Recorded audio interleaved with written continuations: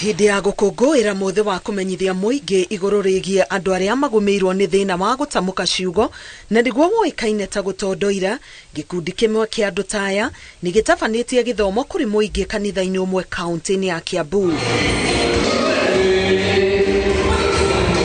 Airitu aya na anake marauga matũngagio ruo guconorwo na kwegekio riria mambĩrĩria gutondoira makigeria kuheana uhoro.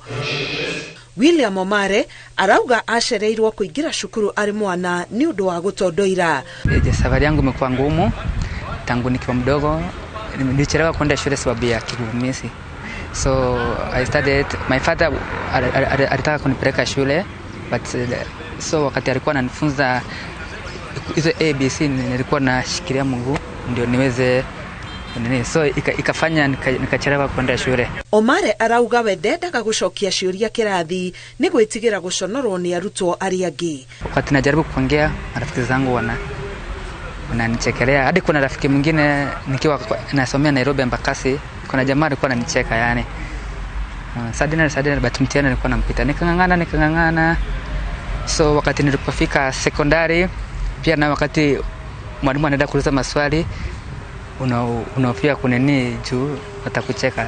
Juu tulikuwa tunasoma shule ya mixed. Sawa ulikuwa na hiyo wengine pia wanaongoja stima iende wakupige manini ngoto. Yaani kuna vile wana kudiscriminate. Kuringana na mutaaramu wa kuruta andu kwaria na gutamuka ciugo, andu aria matondoiraga magirire kuheo kahinda mearie matakuhanyukio. Na njia moja ya kusaidia wale watu ambao tuko na shida ya matamshi ni kuwapa muda kujieleza.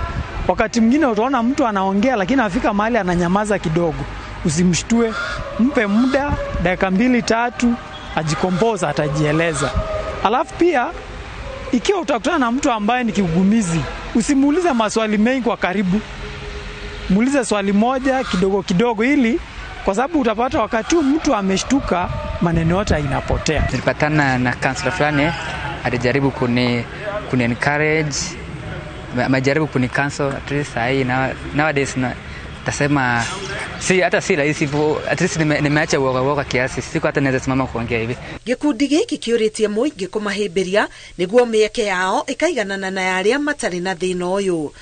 Watu ambao wanakukumbwa na kigugumizi imekuwa na changamoto kuu sana katika kutafuta nafasi za ajira nchini mwetu.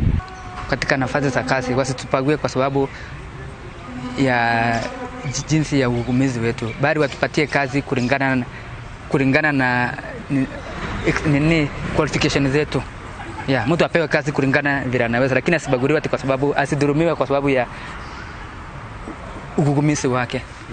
Mtu ambaye ni kigugumizi, huyo mtu si mjinga. Kwa kiwango cha werevu ako na wengine sawa, ila shida tu ni kwa matamshi. Thina uyu wa gutondoira rimwe ni uhotaga guthaitirwo ni ataaramu a kuruta andu kwaria na mo ni mahotaga kweherera. Ngiribotera Inooro TV, Getwo Karo Kinyugo Mwaura.